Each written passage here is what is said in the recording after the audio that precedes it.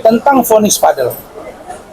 Secara jujur, sebagai orang yang pernah menangani Fadel, saya amat sangat prihatin. Kalau boleh saya katakan, saya berduka. Kenapa? Dengan dia divonis 9 tahun di PN Jakarta Selatan, dibanding divonis 12 tahun, ini menurut saya ada ketidakcermatan dari kuasa hukum yang barangkali menangani Fadel. Kenapa? Karena kuasa hukum ini kan saya diminta tuh oleh Pak Bajide, Pak Umar ya. Karena ada orang yang minta jadi pengacara Fadel. Saya setuju, datang ke rumah saya terima. Tapi saya ingatkan, Pak, hati-hati, ini ancaman hukumnya berat.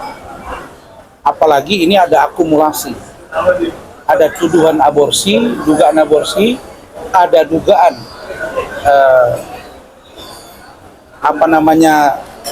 perbuatan cabul terhadap anak di bawah umur,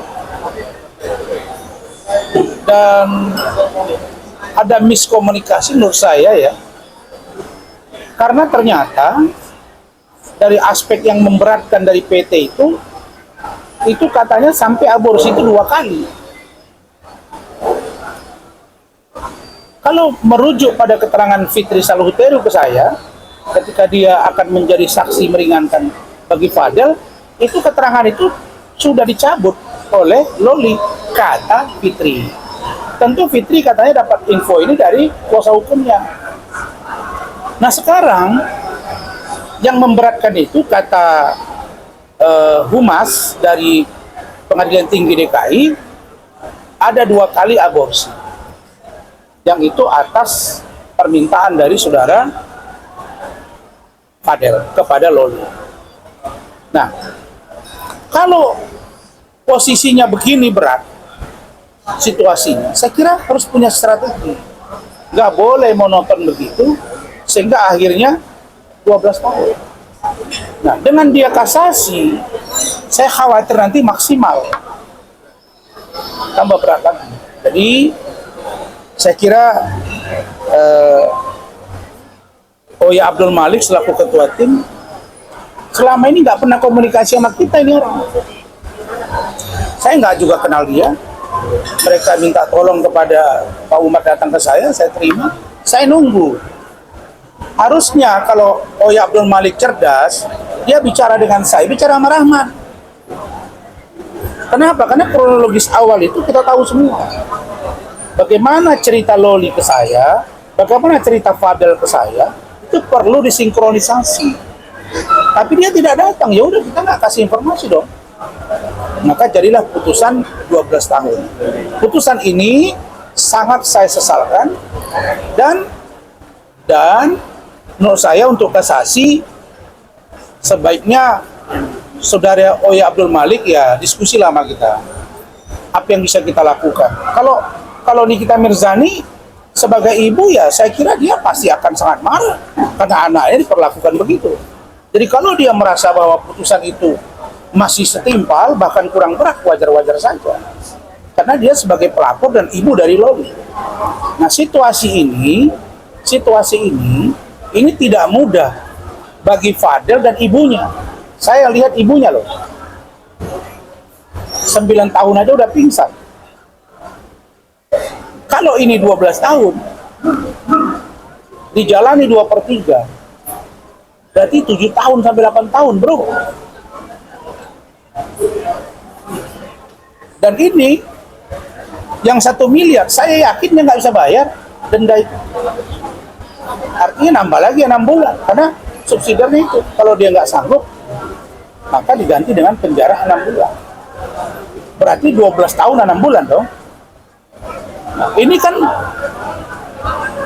saya minta bukan dengan bicara di media saya lihat Oya bilang, oh ini dunia, Anda boleh putus suka-suka Anda, nanti di akhirat nggak ada di sana pengacara, nggak ada yang bela. Ya, orang semua tahu itu. Tapi kalau kita tracking, kenapa Fadel bisa bertahan 6-7 bulan di tangan kita, tidak jadi tersangka? Karena kita melakukan komunikasi yang intens, mencari celah hukum yang bisa membantu dia. Nah, jadi sebagai seorang mantan kuasa hukum Fadel, ya saya menyampaikan ini, bukan saya menyalahkan. Oh ya, bukan. Tapi setidaknya saya menyesalkan. Ajak dong kita komunikasi, karena file itu ada di kita, dalam pengertian memori kita masih kita ingat apa saja yang diceritakan Fadel kepada kami, apa saja yang diceritakan oleh Loli kepada kami, apa saja yang diceritakan Martin kepada kami, oleh Pak Umar kepada kami, oleh Ibu Titin kepada kami, oleh Bintang, juga Bintang ya nama, kepada kami. Terutama Loli, ini disinkronisasi. Maka kalau itu dielaborasi kemarin ketika menyampaikan pledoi dan duplik termasuk memori banding, saya kira ini sangat baik. Jadi untuk Fadel, sekali lagi saya nyatakan prihatin, dan kami berharap dan berdoa semoga Fadel sabar dan tabah. Mudah-mudahan kasasinya